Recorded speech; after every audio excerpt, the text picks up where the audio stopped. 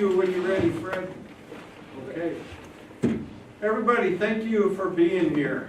I want to introduce you to a very good friend of mine, our guest speaker, to lead off the series for the semester.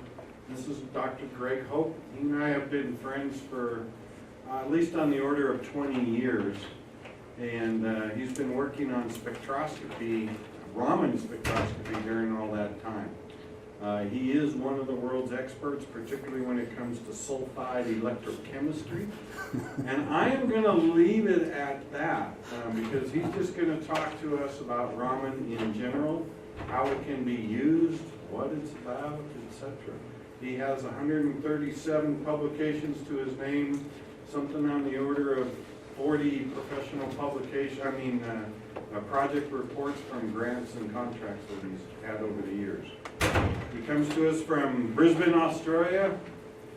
He works at Griffith University, and I have to introduce his lovely wife, Betty. Say hi, Betty. So, welcome, Greg. Well, thank you. Betty's here because she's my test, if you like, for a general public lecture. If she says, oh yeah, it's okay, then we actually can present. If not, there's too many equations in it and I have to take some out and go back again and start again. So, well, thank you. I have tried to only have a couple of equations in. So if you wanted to see all the equations, you had to go to the short course or things like that. Molecules, minerals and metals, the story of resonance, revealed by Raman Spectroscopy. Well, hopefully by the end of the talk you'll actually understand what that means, because it's a bit hard, too many words. Righto. Start out, we acknowledge people, otherwise I forget to do it and it's really naughty in science.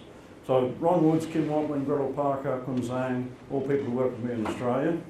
Ron Woods, a luminary of mineral processing. Courtney Young, Nick Gow, and Das here, people I've worked with more closely. I've worked with quite a lot. Australian Research Council, they paid money to get me to play in the lab, so that was very nice to have, and there. Montana Tech, they got me here yet again, despite my protests and struggling. Chevron Phillips, because they promised to give us some money sometime in the future. SciTech and Orica, because they're people who give me chemicals over the years so I can actually use in mineral processing. And the School of Natural Sciences, because they're still paying my salary and that's a good thing to have. Hang on, spectroscopy, what is it? I'll pinch this out of the Wikipedia. And so spectroscopy then, anything to do with electromagnetic radiation, when you study how the spectroscopy interacts with matter. And so electromagnetic radiation goes from gamma rays, X-rays, DEF rays, all that sort of stuff, all the way down to long waves of wavelengths of 1,000 metres or so, which you put under the ocean to communicate with submarines and stuff like that. All same basic stuff, basically particle wave duality stuff. We understand it really well because in the middle here we have a visible bit, a very tiny bit, which goes from red to green, blue, yellow, all that sort of thing. And so that's what we think when we talk about spectroscopy or spectrum. We don't practice the whole lot. It is a teaching room, so yes, electromagnetic radiation and matter. An equation, the energy equals this number here, H, that's a constant, you don't worry about it, times the frequency, that's fixed by whatever made the radiation. Right? It's a property of the radiation, doesn't change. Frequency, in fact, is this constant C, which varies, so it's not really a constant, divided by the wavelength. So C is the speed of light. Depending upon how many electrons are in your matter, it changes. We normally think of it as the speed of light in a vacuum. So it slows down if it goes through glass, silicon, whatever. Limiting factor from a spectroscopy point of view is the wavelength. Wavelength of the light is a resolution limiting factor. That means how small we can actually see things. So if we look at something with 1,000 metre long, very low frequency wave, we can only see things 1,000 metres wide. Well, 0.6 times that over the numerical aperture of the thing you're looking at it, so don't worry about that. So we want to look at things that are really small, then we have to use energies way up here, where there's small wavelengths, high energy. In this region here then, where we're looking at 1 micron, basically we're limited to seeing things that are bigger than a micron. Hair, good standard, we've all got hair, or most of us have. Sorry. About 150 microns across in diameter. That sort of sets the size you're talking about. Light fits our eyes. Okay? So we need a source, a dispersal element, a detector, and light fits our eyes. So, first demonstration. Chuck a diffraction grating onto the bench. So probably a good place there. Most people can probably look down on that and get a reflection of the fluorescent lights above you, and it looks all coloured. Okay? Those colours are the lights being put out by the fluorescent light. What you're actually seeing, in this case, if I can read one, I think it's 5 fluorescers, 5 bands. So you have a red, a yellow, a green, a blue and a violet. And you should see those as bands, as lines in there rather than a continuous spectrum. Because what we're doing is we're taking mercury, these are mercury arc lamps, are toxic, horrible, nasty things, a few milligrams. We're exciting them with energy, they're putting out ultraviolet radiation, they hit the fluorescers, the fluorescers absorb, take it in, and then re-emit it as coloured lines. Put 5 fluorescers in there, you get 5 lines out. You just change the fluorescer to get different colours. So if I want ultraviolet, I'll put one in, use ultraviolet, black light, and that sort of thing. All right? Pretty straightforward. We can have other ones, so this was very hard to get. This is a rare item. If you want one, you should go and get it now, because before long they'll all be replaced by LEDs. It's actually a black light, a black body radiator. So it's a tungsten filament. And so you're supposed to be able to see 40 metres with that. I think they've been replaced by LEDs rather well. So if I take this piece of plastic here, which cost me the sum total of I think $2 or $3, and I hide the white light behind the screen, you can see a broadband rainbow on the whiteboard there, on the smart board. That's because I'm using a black body radiator, a bit like our sun, which puts out the colour. So when I'm doing spectroscopy then, I'm looking at that light. You all do spectroscopy. You're all spectroscopists. You'll go to Starbucks and you'll get a cup of coffee and say, oh, that looks pretty weak. You look at it and you say, oh, it's not brown enough or whatever. So it's weak. You just did a spectroscopic analysis and said, hey, there's not much material in there. Well, you'll look at me and say, oh, he looks white. What's wrong with him? In other words, you're looking at me and say, there's not enough blood in your face. And you better take a heart starter or something. You're just doing it. You do it automatically. And we do it with white light based. And our eyes are our detectors, and they're very, very sensitive. People claim that they can see single photons, but they're green biased.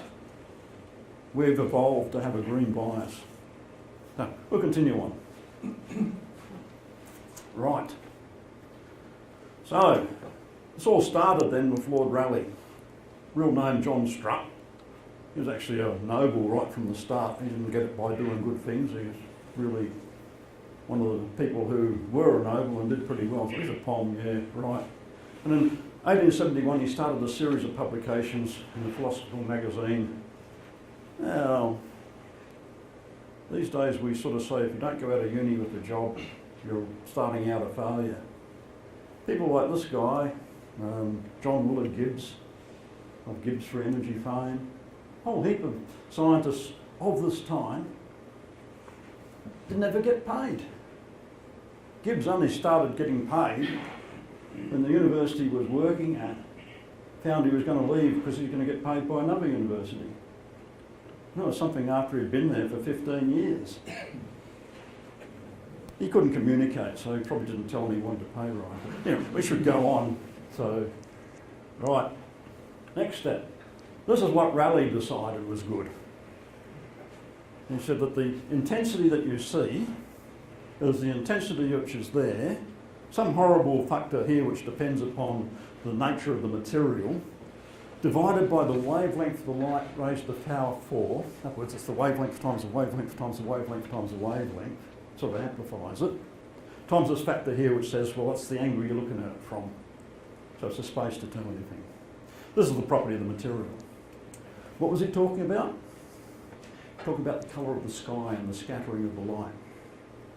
He said, well, short wavelengths are going to get scattered more than, are going to get scattered more efficiently than long wavelengths. Because this is on the bottom, so the smaller it is, the bigger that number is. And so the sky's blue.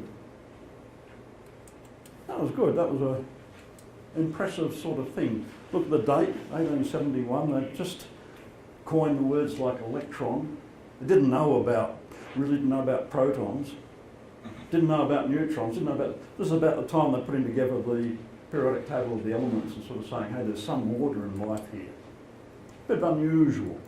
All right, next person to come along, in our interest of Raman spectroscopy, was a guy with the unfortunate name of Adolf, and also became a member of the SS during the Second World War from Austria. And after Einstein's work in 1923, he predicted that photons, when they interact with matter, could actually be inelastically scattered. In other words, they'd absorb some of the energy of the light, or the radiation, didn't have to be light, just electromagnetic radiation, and then re-emit it with some of that energy missing, where some of the energy was absorbed by the matter. Right, so the clock up there is not working, so I need to keep track of time. 12 minutes, good. And that was 1923. So sometime after Albert, and a long time after Rayleigh, and he was saying, theoretically, this is a new process.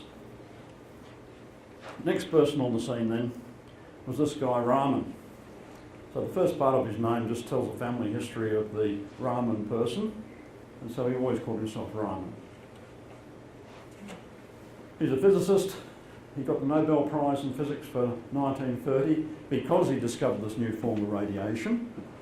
And in 1921, he travelled to England, and he had to go by boat, and he went through the Suez Canal into the Mediterranean, and he was rather bored. So he looked at the ocean and said, well, why is the sea blue? A physicist, in his pocket he had a nickel prism. So he made a tube, put the nickel prism on the end and said, well, people say it's because it's a reflection of the sky. But if I use my nickel prism, I can remove the reflection of the sky, and lo and behold, the sea's still blue. So it ain't the reflection of the sky. So it has to be a process similar to the sky's colour blue. It's a scattering process, it depends on the wavelength of the light. It's just that, well, there's a few miles of sky and there's only a few metres of water. So it's bluer in deep water. About 30 metres before you stop seeing the bottom, 30 feet before you stop seeing the bottom, and it actually begins to look nice and blue. So in 1928, he then proposed, on the basis of experimental work, a new form of radiation, confirming what Schmeckel had said in 1923. Obviously, a famous Indian deserves a postage stamp, so there he is on a postage stamp. And that isn't a fancy Indian temple, so it looks much like one, doesn't it? That's the Raman spectrum. We'll go on to that again in a second, and very fascinating guy. There's a photograph of him in the turban. I guess it's a turban. Do you call it a turban? Or a hat, or what? Well, an Indian hat with his research group. None of those look like your sort of 20-year-old keen students I see at Montana Tech here, or 30-year-old. They're all pretty mature to me. Anyhow, there you go.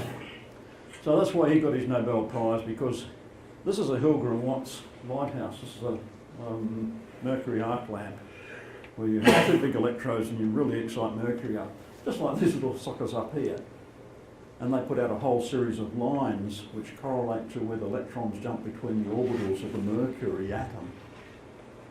And so we have green and we have blue and we have a red one and all that sort of thing coming out of there, but they're dominated by the UV. If we use a Raman spectrometer, we see those lines and they're annoyance, so we have to turn the lights out. So, yeah, I've been brought here, I've been put downstairs in a dusty little room, and I have to work with the lights out. So they keep me in the dark and feed me bullshit, I'm sure. All right, move on. Come on, machine.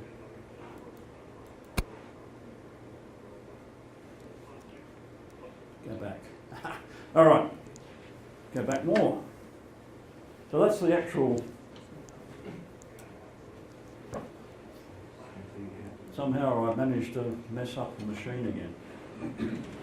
Grant, where are you, Grant? Grant, you're. I'm working on it. I think you're fine there. Sometimes. Sometimes. It's really been out of shape unless you are on. You have to click back over onto that button. Oh, I've got to go on that monitor. You should be good to go. If I'm Keep the mouse I'm on. a one monitor person. There are people who have monitors all around their desk and look at different things, but if I'm doing one thing at a time and doing it well, I'm really happy. All right, so I've got to be over on this one here. So if I click on that one there. So here we have the spectrum of incident light. So up top here, these lines form.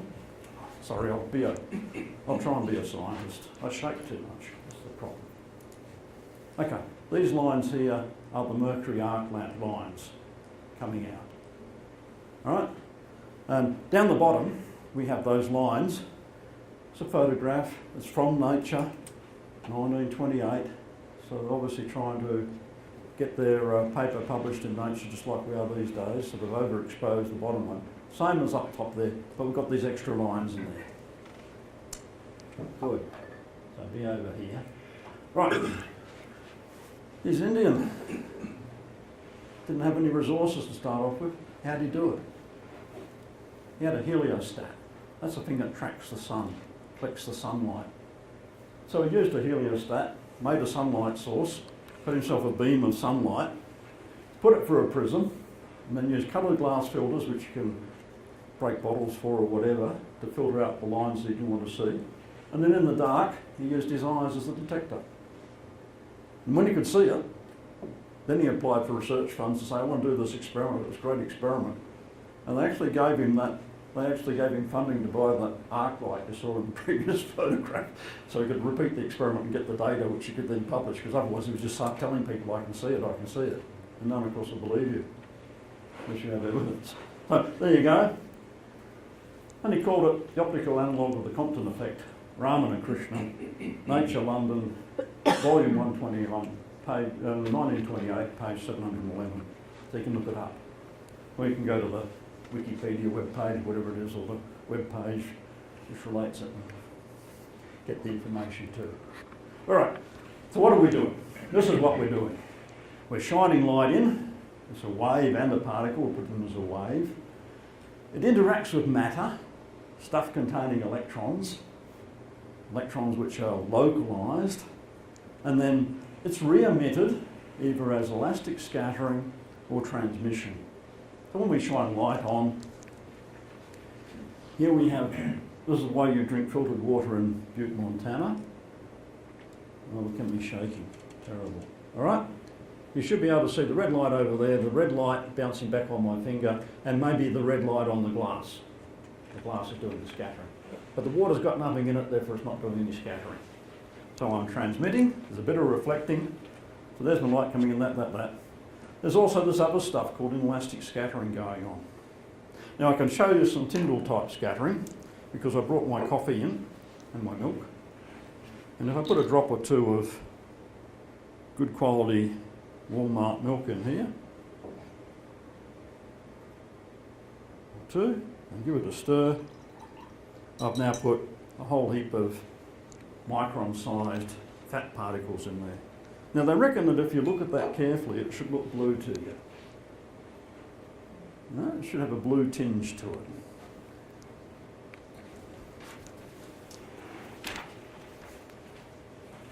So on that, if you look at that, it should have a blue tinge to it. Because that's what Stutt said, or what Raleigh said for the sky and the water, and Raman said for the water. And if I shine my laser in there now, you can see a red line going through the water. Well, that's with the light interacting with the electrons in the fat globules and scattering it out like this one here.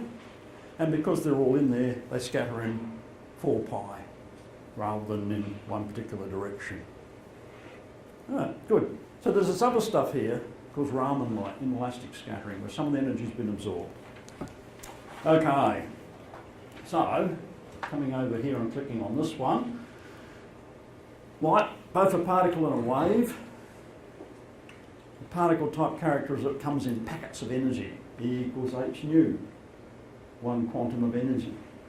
And the wave-light factor is that it interacts, it works as a wave, it reflects, it refracts, it does that. This one is better to look at. That one there's off the edge of the screen. It interacts with the electrons in atoms, the sky or whatever, with crystals. So if I have a crystal structure, I'll have a structure for the electronic levels, the vibrational levels, and any other levels I have, acoustic levels I have in there. That's just basically reflecting what the structure of the electron are in there. If it is a polarization change, in other words, we change the polarizability of the molecule or the crystal, then we can have inelastic scattering. Those Raman things, about 1 in a million for a good scatterer, maybe 1 in 100 million for a bad scatterer. High polarizability, low polarizability. Picture, that's what it looks like. That picture comes from that book, which is essentially the Bible if you want to learn about Raman spectroscopy. Well, no, it's the most important book of Raman spectroscopy, and you can get it from there, and this will be available on the web once you're finished. Okay, so in Montana Tech, we have one of these. Fully automated, or nearly fully automated, needs someone there to press buttons. Raman spectrometer. Uses a laser. This is a laser, same thing. So we have a red one, we have an infrared one behind there, and we have blue and green lines. All different energies, all different process, all different properties, all different processes. You can see the laser on there, coming out of the bottom of the microscope. That's where you put your sample. Your sample can be in water, through glass. So the big advantage of Raman spectroscopy is that you can do it in situ while you're doing an experiment, while you're doing something. You can give the thing a kick and see how it responds. So you can change the energy. So you can carry out a chemical reaction and watch the chemical reaction take place, if I've got the right system. Right, so some examples. Ben Suslovich et al. Did a SERS project over the summer, undergraduate student, and he synthesised this molecule with the help of some people in chemistry under coordinated supervision. Wasn't a particularly clean synthesis, had to be processed a lot, but we managed to get a Raman spectrum out of it. So if this was the molecule, I'd have this big ring of aromatics here, this naphthalene ring. It has this functional group here, this one here, those ones there. So we should be able to see how the electrons in the molecule show up in the Raman spectrum. So, here we go. If we have these bits to go to it, and we should be able to assign them. So that one there is a blue bit, naphthalene ring breathing. That's the 2 rings sort of going in and out. So they're carbon-carbon bonds. That one there, that's the stretch, going in one direction. Right. The green one is NH. All right, aromatic, these are the red ones, the carbon hydrogens on there. They're stretching out there. Then the NH, that's that little one on the side there. That's the stretch. But this big one in here, that's an outer plane bend, and it's much stronger. Just a quirk of Raman spectroscopy and polarizability. The other one there is a C-double bond O stretch, and that's pretty weak because Raman doesn't see much polarisability in a double bond of carbon and oxygen. And then the OH stretch, we can't really see them. Water's not a good Raman scatterer. OH is not particularly good either unless it's in a particular crystal lattice. Okay, here we go. Oh, 20 minutes, good. All right, keep using this machine over here. All right, this is a solid spectrum. Gave me some brown powder and we went prospecting to find a crystal which gave us a spectrum. And so probably the nitrogen, the OHs and the oxygen join together and hydrogen bond like water does. And that suddenly changes all the OH and O type chemistry because no longer is it free and able to flop around. Now it has a great big mass of matter attached to it. It changes the electrons and how they can run around.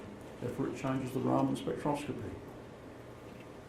Getting the idea that these structures are pretty important, how the electrons are. So here's some more research. This is Das and Freddie's work and Courtney's work. And that looks horrible and complicated, doesn't it? Well, 3 stories to it. First one is, we've got a rare earth oxide, that's the blue thing. It's a lousy scatterer, so there's a large amount of noise in that spectrum. Oxides aren't particularly good, they're a bit like water, hydrogen oxide.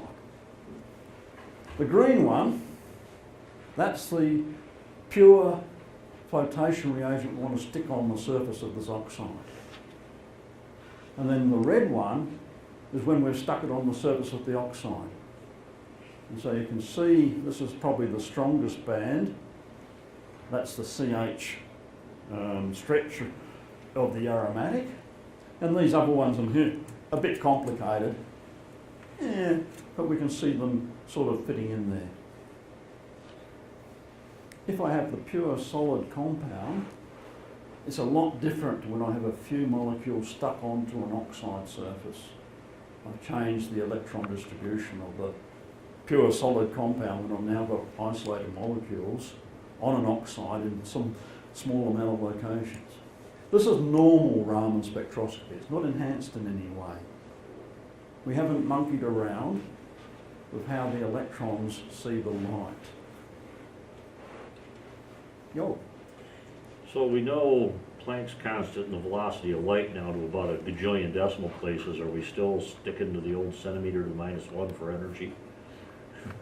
From back when we didn't know them for the horizontal axis? Over here counts. Well, no, the This one horizontal here. axis. Raman shift. Yeah, just for the energy level. Yeah, but we're using a 1 micron probe to look at it, and then we're putting this onto a CCD camera. So I'm not going to go into details, but our lens that we're looking at is not going to be much better than a few, well, wave numbers is the lens that we're seeing it with. We don't have a good enough detector because we're limited to this 1 micron size thing. And we're not working with absolute zero. It's got thermal energy, so they're wide. So these correspond. So this is an OH stretch. And so it says there's OH stretches at this energy, that energy, and this energy. Mainly because there's a Boltzmann distribution of energies and a range of how they've bonded towards the matter. Probably a bit advanced for a public lecture, but we'll keep going. Okay, so that's normal Raman. What we need to do is to get to the rest of the talk title. We need to talk how we're going to make it work at a sensitive level. So we're going to go to resonance. So, resonance. When you think about it, what's actually happening in resonance? That the electrons are oscillating at the same frequency as the light wave. So if the electrons are going backwards and forwards at that sort of frequency, and we hit them with a packet of energy like that, they can absorb all the energy. So the electrons, which we can translate to atoms, molecules, bonds, can absorb all the energy. So we can do that. Suddenly it's gone from 1 in 10 to the 10 to almost 1 in 1. And so our spectrum changes. In fact, we can enhance our spectrums our spectra by a million times. So from 1 in 10 to the 6. That means we're getting a million for nothing. Well, I don't think that's right, but that's the sort of thing that they can get for really lousy scatterers. So what does that look like? How can we achieve it? The first thing we can do is we can tune the electric field of the light by selecting the wavelength or the energy.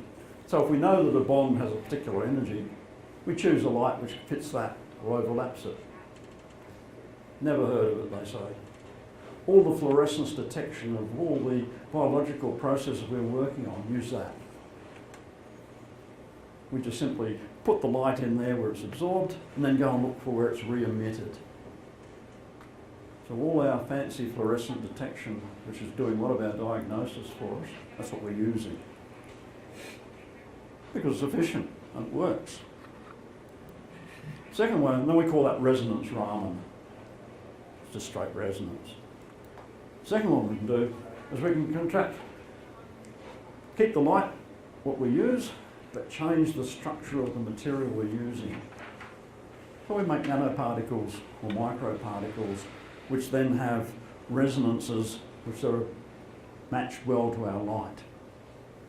And so then we can take things which we don't have to change the light because we can't get the light to the same energy as the particles we want to look at.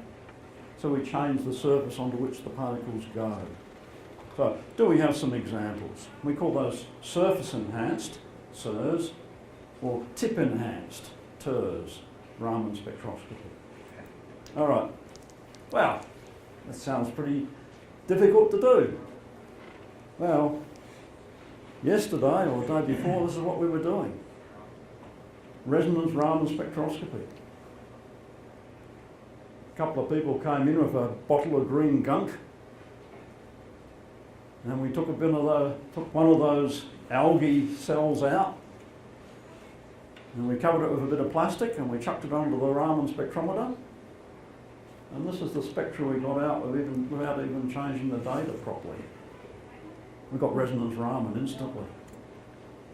I don't know what the algae were, just green slime. There's the resonance Raman spectrum from it. Oh, looks pretty good. So what does that mean? So Xiaobing Zhao and Xiaoming Zhao and Mo Li, a couple of students and a professor leading the group. Probably not well known for algae synthesis or anything like that, but there you go. Good idea.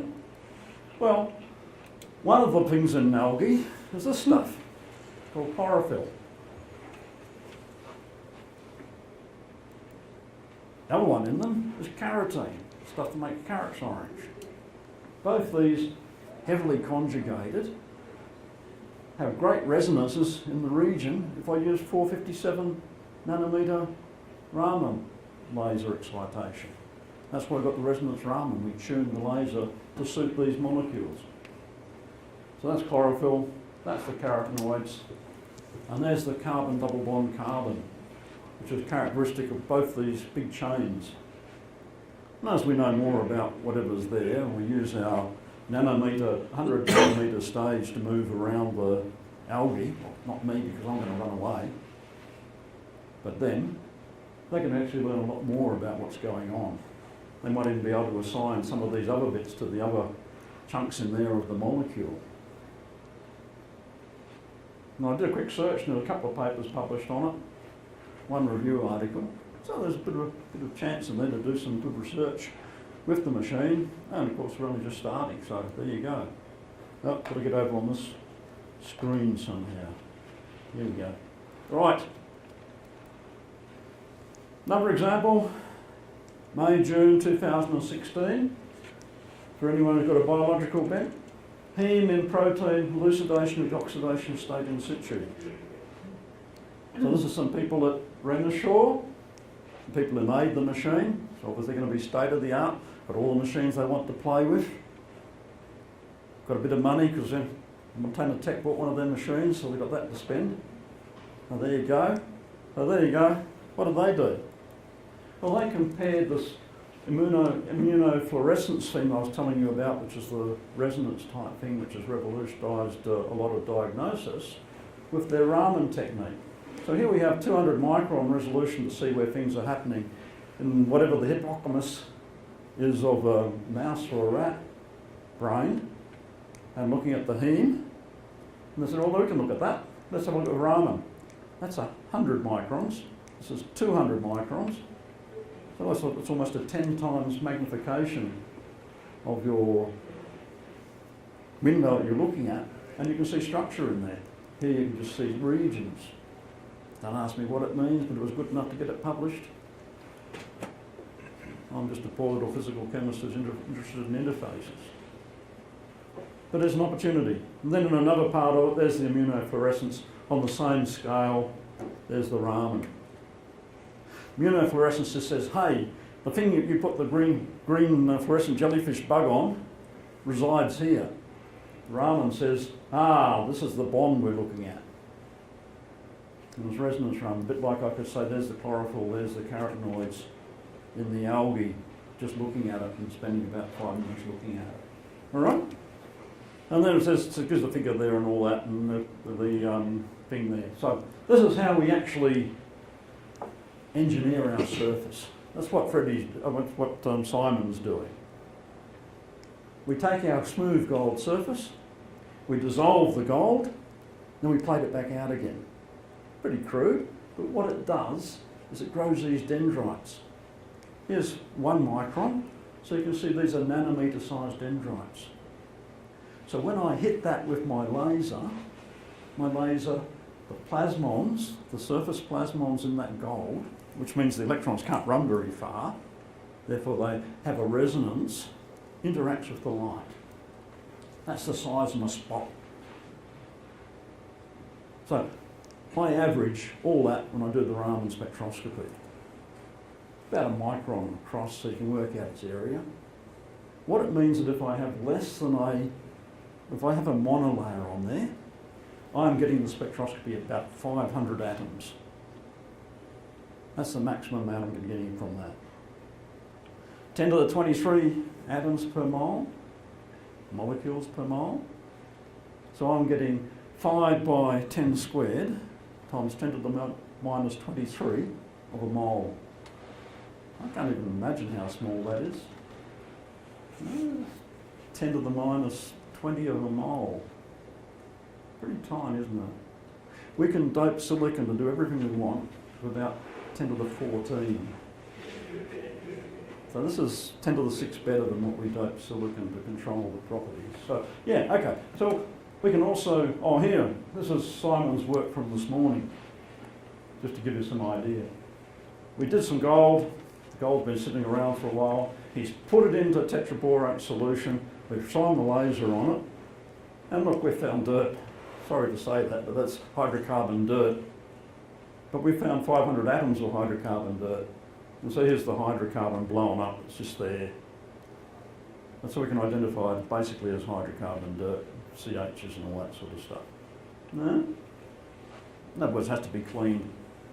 So what we'd normally do is we'd put it into a furnace at about 350 degrees centigrade in the presence of oxygen, burn off the hydrocarbon. And of course gold oxide's unstable, so it'll decompose and we'll have pure gold. And then you've got a nice surface to work with. Then you can put the stuff you really want on there and see the 500 atoms of that. All right, keep going. All right. Another way we can get around it, we can grow nanoparticles. So there's some gold nanorods. There's 3 transmission electron micrographs there. This transmission electron micrograph here, if you look at it carefully, those ones, they're the distances between the layers of gold in that single crystal. They're about 144 picometers apart. So they're the actual atoms of the gold which make up the gold nanorod. So yeah, you can see that. If I have the sulfur there, it's about 180 picometers. So you can actually think that, well, if I put a sulfur in there, it's going to be just a bit bigger than those lines that you can see. All right, that's what nanotechnology is useful for. I can make things for Raman. No other use for it, is there? Apart from giving you lung cancer or something. Okay, What would it look like when I put my laser beam on it? There you go. My laser beam is a micron at the best.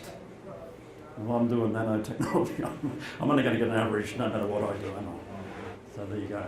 Till I can invent a way of shrinking the laser down, which I can, which people have done, that's what you're going to see if you use just ordinary old things. Okay. We are going to have to move a little bit faster. So, sorry, this is probably the third time Courtney's going to complain I've rushed through the flotation section.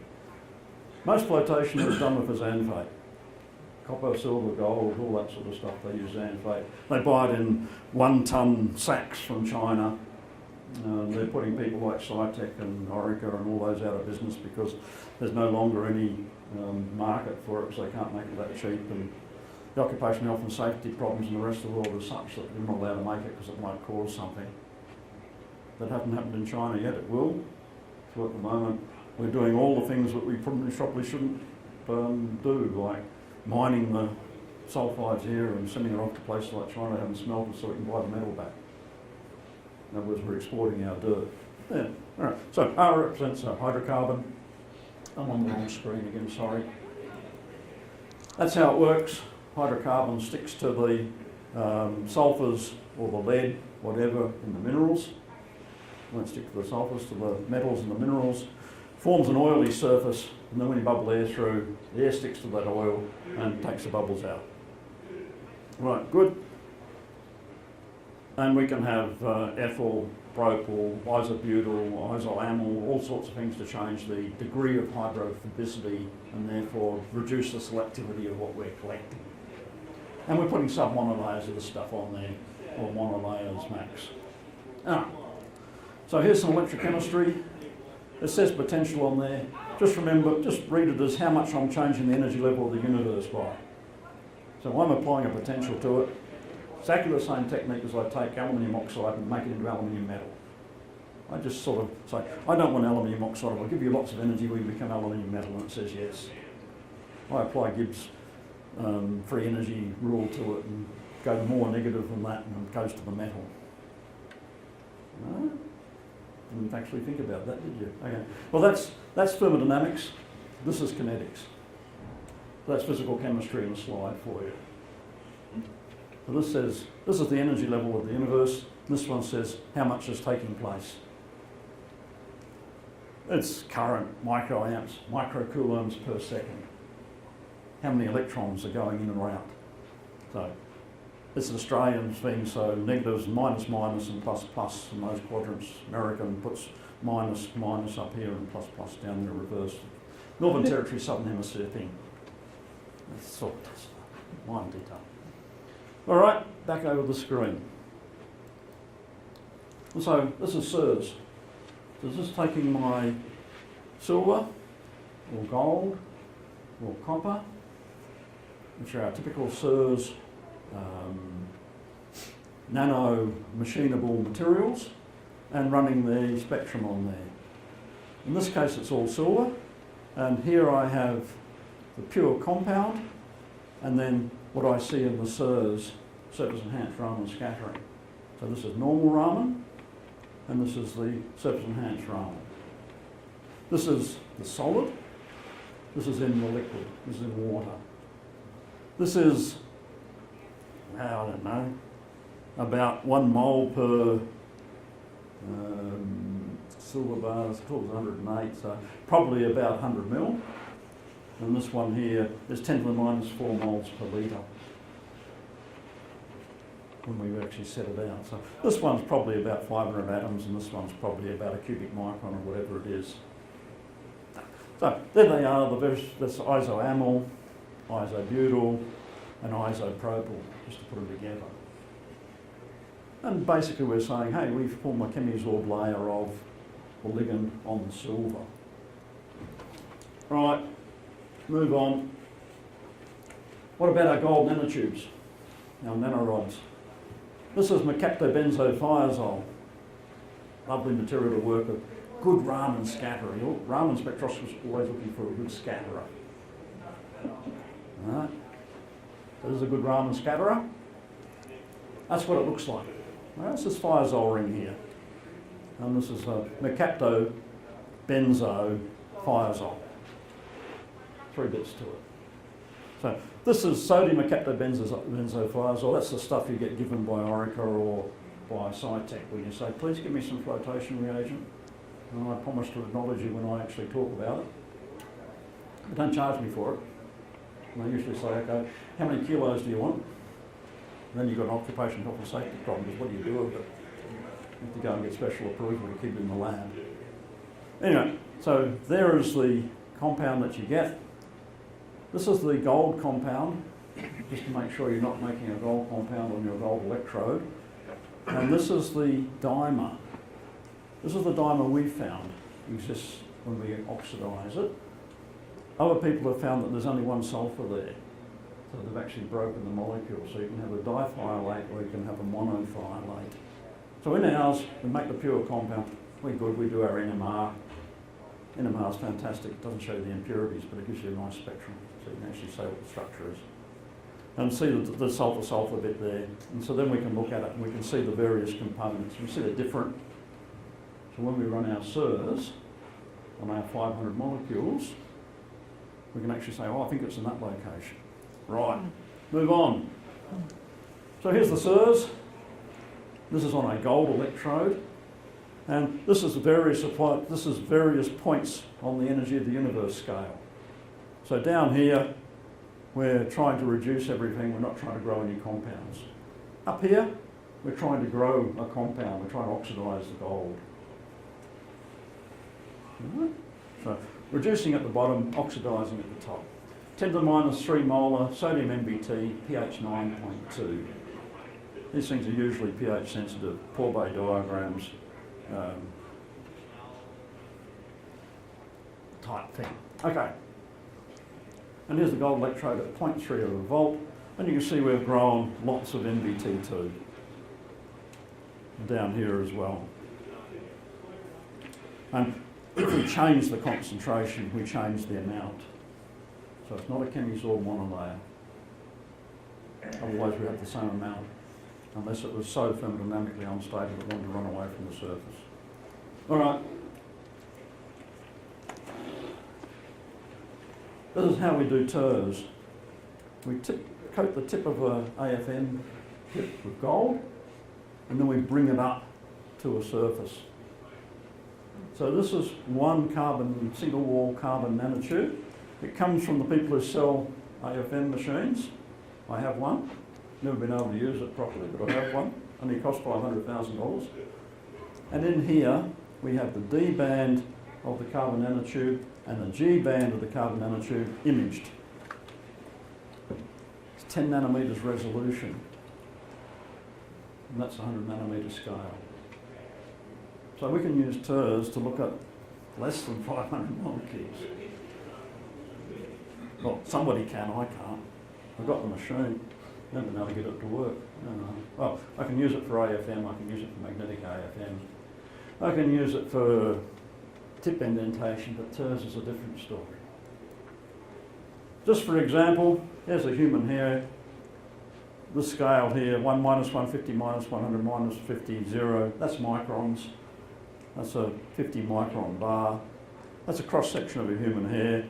You can see the edge there, the medulla in the middle, and the rest of it there. So 100 nanometers is 1 over 1,500 of the hair. That's that scale there, and we're looking at a tenth of that. Well, they are 1/15,000th. So it's giving you pretty good details, isn't it? All right, enough of that. We have 10 minutes left, so we're going to run through some examples of practical use. All right, number one, a tablet. This is Raman mapping, which you can do downstairs of a tablet, which has been cut through nicely, showing the acetoaminofen, which is Tylenol, in blue, the aspirin in green, and the caffeine in red. So it's an APC tablet. And so you can map it, and you can see it, and you can show where bits are. You have a resolution on your stage of 100 nanometers. Remember, you've got a 1 micron resolution of your light source.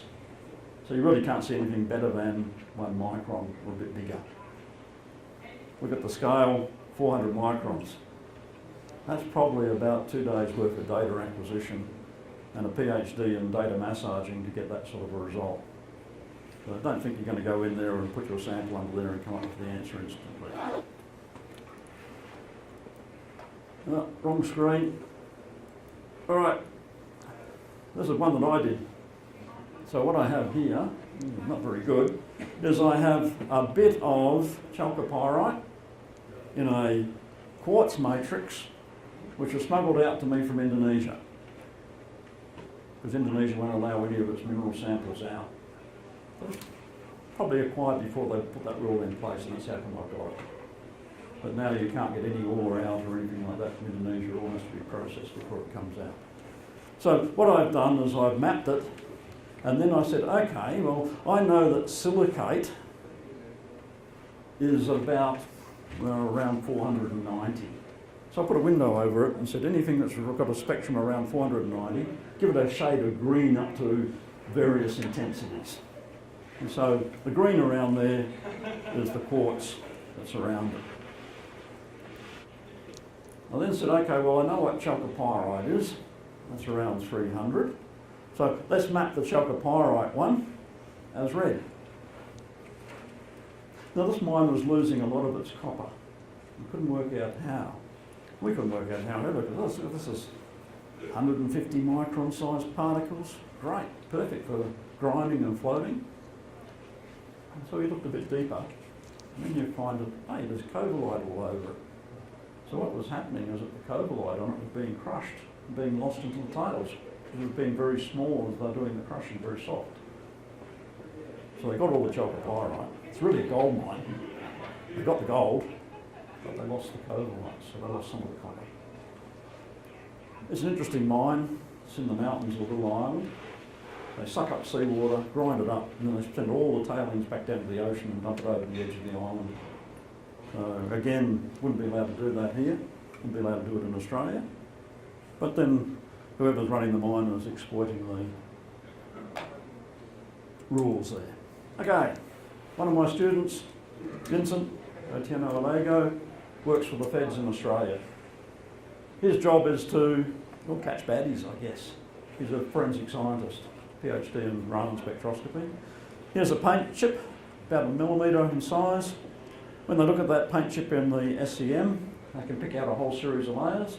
When they put it in the Raman, they can work out what those layers are. And so in fact they can find layers which don't exist according to the SEM because they're only carbon. So you can actually identify things. And you've got your micron size resolution, and so if this is a millimetre, you can go through that. So you can get, hey, the paint's made up of this what, I can match that to a vehicle, tin, whatever, drug container, and therefore I can then identify what the bits are. I can say, in a court of law, this is where, this definitely came from that container because all the things are right. Okay. Number one, fibres. Here's some fibres. Forensic idea. We find a fibre in the place. What the hell is it? You always wondered how NCIS or whoever it was could say, oh, look at that. It's a bit of such and such and such and such and such and such. And it only comes from this sort of rug and therefore this person is guilty.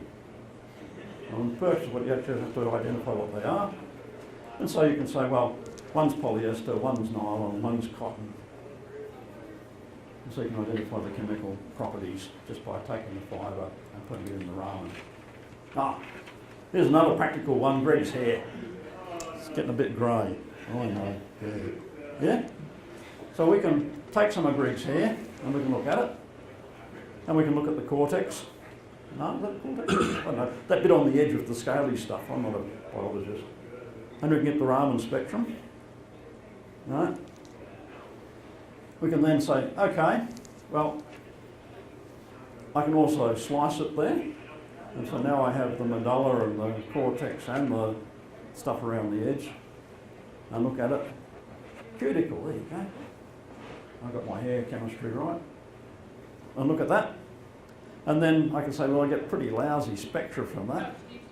I can put some gold particles on it. I can decorate with gold. So I can either have gold colloid, which I put a drip on there, Or I can put in the gold evaporator and I can evaporate gold on there. Or I can put some gold nanoparticles on there if I've got a PhD student who can make them for me. And then I can get the spectrum, and I can identify the bits of the spectrum. And we did ask for money to be able to show that we could actually then show the cocaine and all the various drugs that have been ingested by the person while they grew their hair in there. There's none in mine. And if we'd got the money for that, we would have been able to show that along the length of the hair, we could actually say to within the resolution of our 1 micron spot, when they actually consume the cocaine or whatever. You might wonder why all the top sportsmen are bald or wear very short haircuts to have their hair cut off so that their hair isn't analysed to go with the urine testing and all the other things for drug use.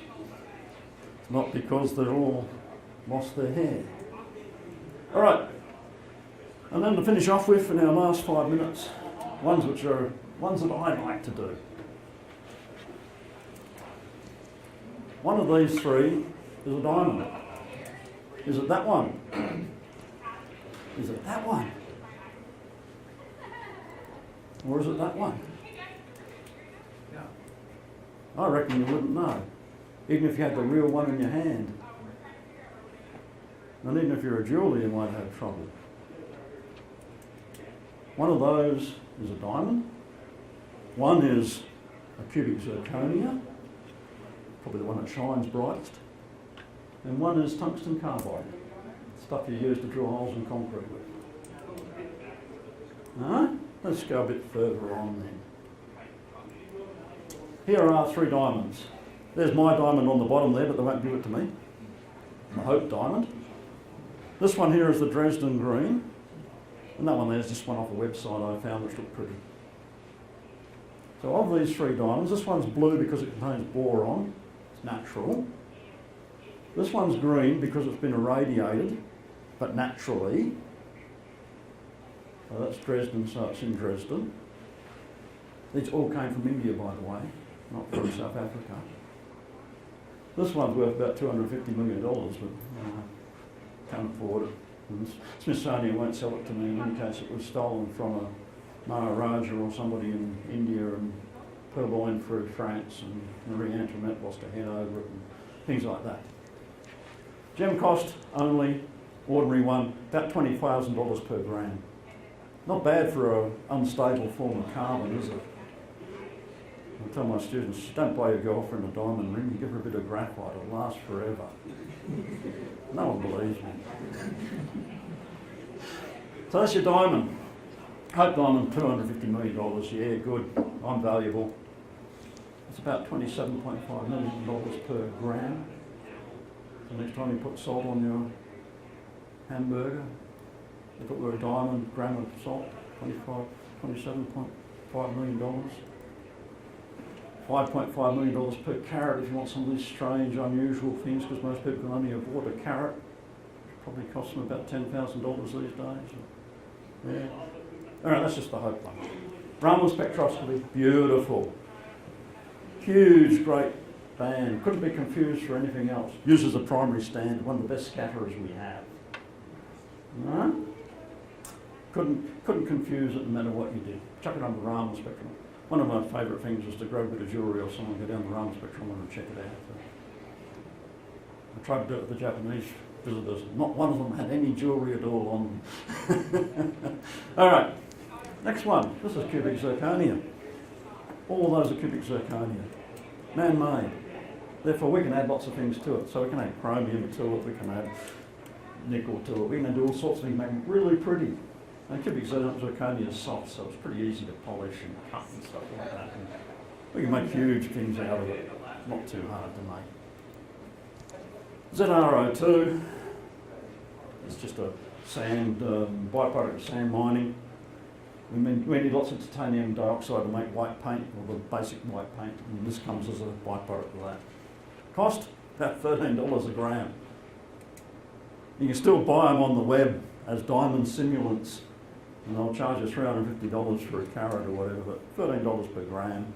Look, this is actually more lustrous and therefore looks better than diamond. Refracts light better. Okay, that's what cubic zirconia looks like. Looks like an oxide rock, yeah, that's what it is.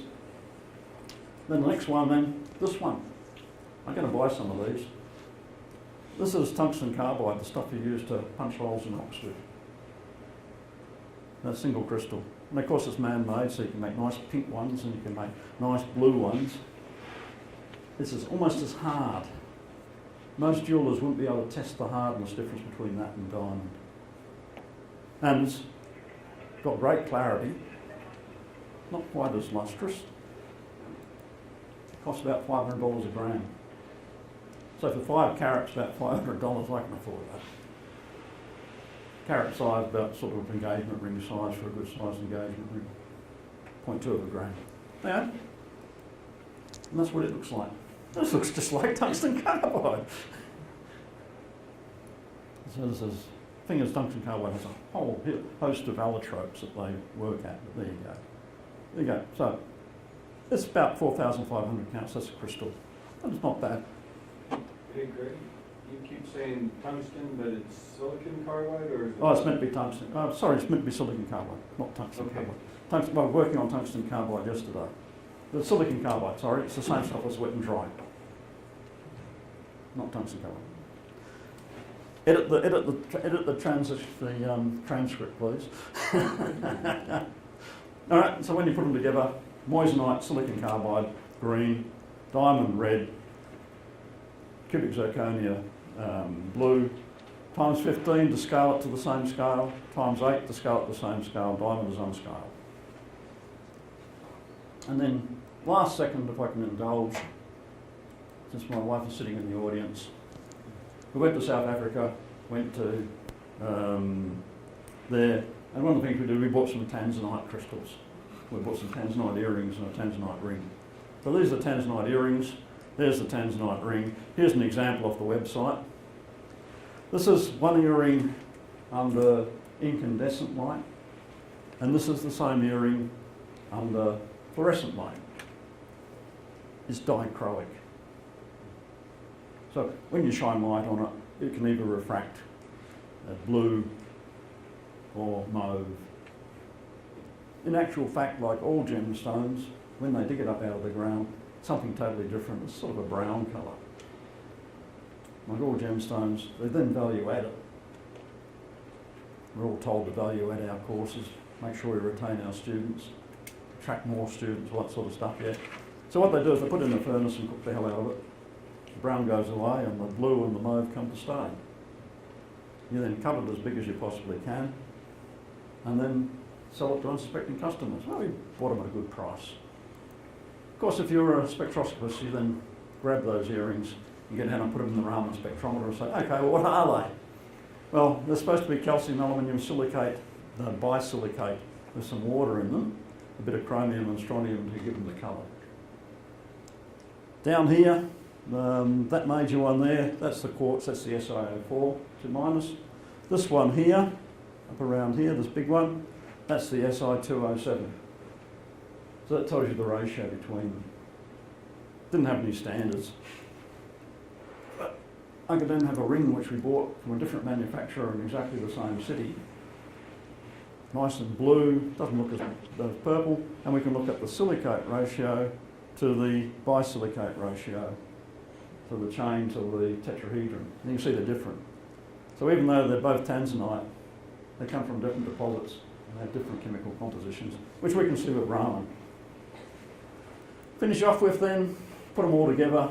So there's the diamond and the ring setting, along with the earring and the ring. Show how different they are, even though they're the same stuff. And then this is last night, and Sunday was it, or Saturday?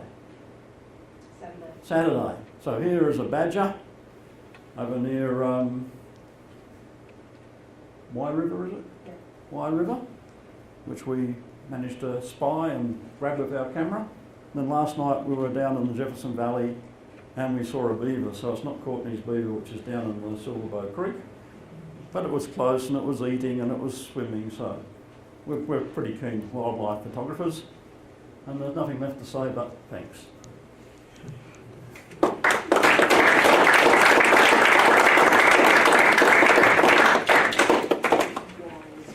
wires with it. There you go, sorry. Good. So can I ask a question? Anyone? So the Raman downstairs Yep. has 3 lasers and sort of 4 wavelengths. Yep. When you're, and you conveniently, most of your charts had a green line and a red Oh, line. that's just and a the blue line, software. and that's just It's just the software. illustration.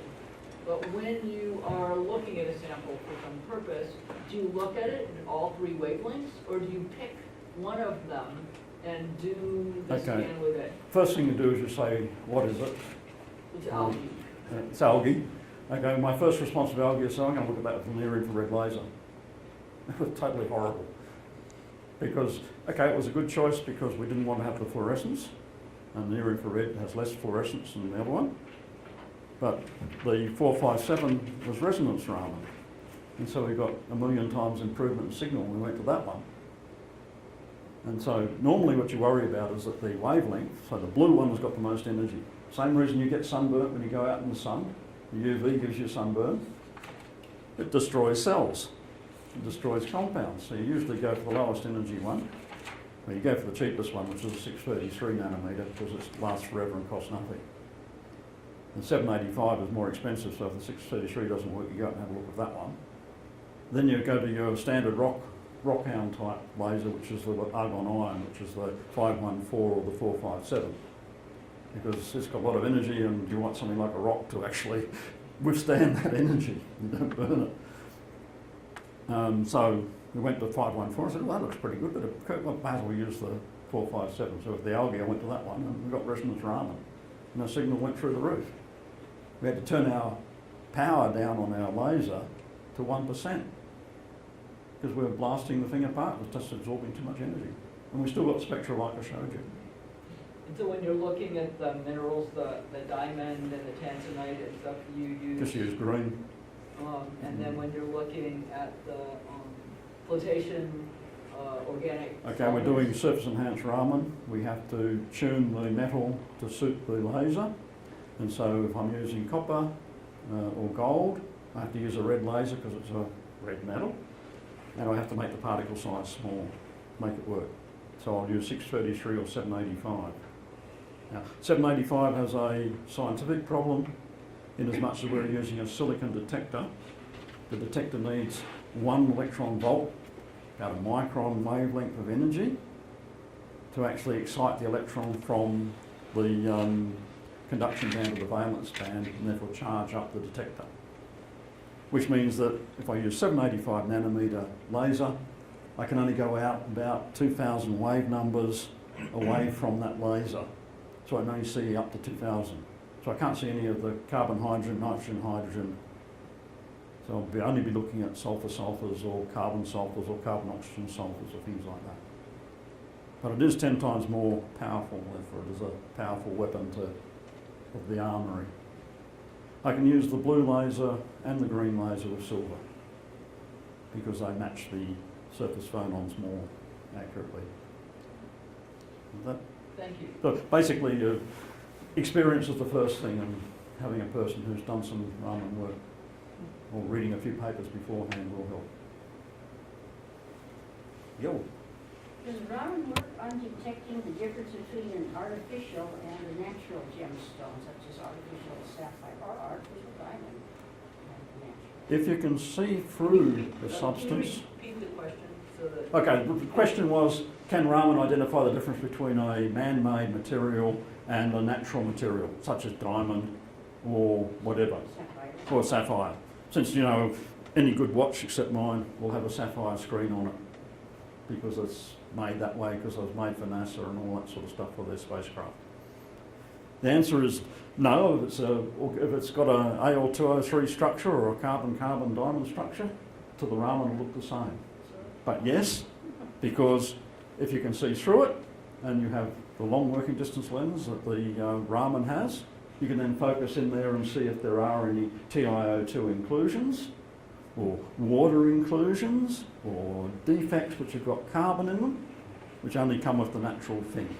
So not only is diamond an unstable compound, but all natural diamonds have flaws in them and they're defective. And that's how come you can tell they're worth 250 million rather than 500,000 if the same size. And you're growing them. No? So it is able to, for example, tell the difference between a forgery or a forged painting, who's used modern pigments, and an old master which had to use lead sulfides and lead oxides as their pigments. And nowadays they don't use them, generally they're hard to get hold of. It is able to tell the difference between a cheque which has been written out by someone in one pen and has been changed by someone else in a pen of the same colour but from a different batch or manufacturer, because it can see what the carrier was and the pigment, even though they look the same, they can be different. So it is used extensively in fraud and big dollar cases in courts and things as verification type things. Huh?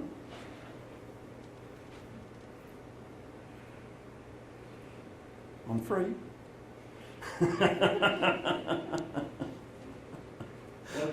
There's only one, may I say, in the words of Courtney Young, there's only one bad question. That's the one that isn't asked. For this system, we use in CAD the wavelengths of the laser is tunable or it's just fixed? You have 4 lines, 457, 514, 633 and 785. They cover most of the bands that the absorption bands of the species you want to look at. And so 457 for biological type species, 514 for particular molecules, then the others for the SERS of gold and copper. The other thing that's important to remember is the CCD camera has to be able to detect the Raman, and so those wavelengths work right where the CCD works. Okay. So you have to fix it. And of course, if you come up with a brilliant idea which this machine doesn't work, you can then go and get the money to either buy a new machine or to go and use somebody else's machine in another place. If they'll give you the money for it. Any other questions? Well, before we thank Greg, I do want to thank Bev. This is the first talk in the series this year. I think this is the 3rd year you've been doing this, 4th year? And so there's one a week, give or take. And this will continue next spring as well. So she helped me bring Greg here. So this is just one of many things that Greg has done since being here.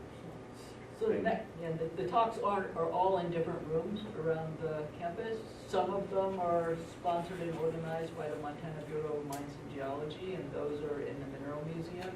Some of them are organized by the Biology Department, and some of them just based on the topic that people have. They'll put them in a place where they're a little more convenient to the audience that would be most likely to be interested. So next week is a talk by one of our distinguished research faculty award winners from last year. That's Elise Level from Highlands College, and she'll be talking in the chemistry and biology building, because that's where more of the humanities type people are on that side of the campus. And everyone is welcome to come, including the public from town.